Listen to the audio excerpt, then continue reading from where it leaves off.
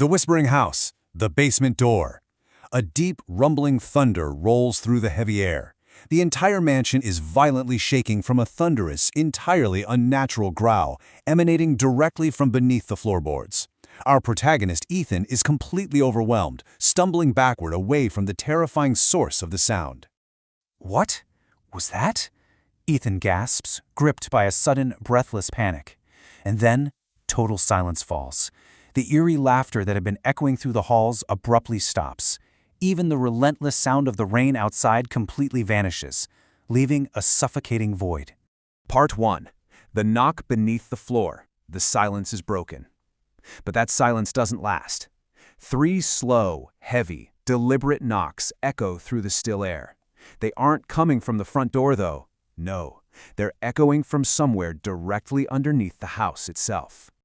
Bare footprints. Ethan aims his flickering flashlight toward the cracked wooden floorboards. The beam cuts through the pitch darkness, illuminating fresh, muddy, bare footprints. And they're leading deeper, right into the dark heart of the mansion. Part 2. The hidden basement door. The end of the trail. Against his better judgment, Ethan follows those fresh footprints. They lead him all the way to an old, imposing wooden door hidden away behind a torn velvet curtain. The door is secured tight by a heavy metal chain, and nailed to the wood is a rusted plate that simply reads, "Basement." Carved deeply into the wood on the wall right beside this chained door is a chilling warning. It reads, "Never open this door after midnight." Part 3. Midnight strikes backward, a shift in time. Standing in that suffocating, heavy silence, Ethan's breathing becomes shallow. He nervously glances down to check his watch, desperately trying to anchor himself to reality. 11:59. The time is exactly 11:59 p.m., just 1 minute to midnight.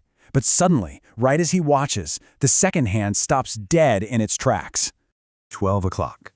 Then, the impossible happens. The hands on the watch slowly, deliberately twist backward, ticking in reverse to strike 12. Midnight. And the very second it does, the heavy chain wrapped around the basement door begins to rattle violently. Through the dark cracks of that basement door floats an eerie, faint whisper. It sounds exactly like a frightened little girl pleading, "Please, help me." What if someone's trapped down there? What if someone's actually down there right now? He clenches his fists, bracing himself, and reaches out for the freezing cold metal of the chain to open the door. Part 4. Samuel, the waiting stranger. An unexpected guest. But before his fingers can even pull the metal, a sudden, rough voice echoes directly behind him in the dark hallway. "Don't." Ethan spins around in absolute shock. A soaked gray coat. No wet footprints beneath him. Standing at the end of the hallway is an old man holding a flickering lantern. He's wearing a soaked gray coat, practically dripping with rainwater. But there are no wet footprints beneath him on the dry floor. He just stands there, staring with unblinking, pale eyes. He delivers a quiet, deeply unsettling introduction. "I'm Samuel.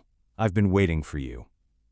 Ethan, utterly confused and terrified, takes a cautious step back and demands to know what on earth is happening here. Samuel lets out a long, heavy sigh. He looks at Ethan. This house doesn't choose visitors, it chooses replacements. Part 5. The chain snaps. The seal is broken. Before Ethan can even process that statement, a loud, piercing scream erupts from the depths of the basement. The sound is so powerful that the entire house begins to tremble around them.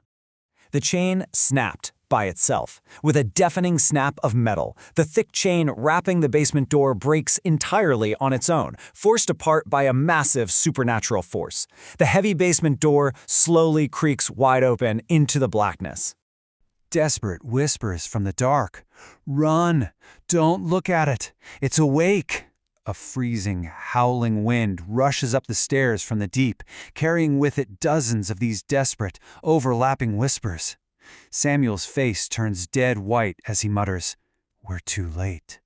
Part 6. Crimson eyes emerge. The ascent. Deep below, in the pitch-black darkness of the stairwell, 2 glowing, impossibly large crimson eyes slowly open. They are far, far too massive to be human. A massive hand, black, cracked skin, impossibly long claws. Out of the shadows reaches a massive, horrifying hand. Its skin is black and deeply cracked, ending in impossibly long, razor-sharp claws. It grips the very edge of the wooden staircase. The climb. One step, then another, and then it begins to climb. With heavy, booming thuds, it takes one agonizingly slow step, then another. As it ascends, the trapped whispers swirling in the freezing wind become utterly deafening. Samuel violently grabs Ethan's arm, pulling him backward. He urgently delivers one final desperate warning over the noise. If you want to survive, don't let it see your face. The creature let out a roar. Then it smiled. A massive, room-shaking roar erupts from the stairwell as the creature reveals itself. And then, as the entire house shudders, it smiles. A sickening, horrifying smile. What is the creature hiding beneath the mansion? What exactly is this massive, ancient creature that has been lurking beneath the floorboards all this time? And who is Samuel, really? How does he know the rules of this terrifying place, and why, out of absolutely everyone, did the house choose Ethan as its replacement?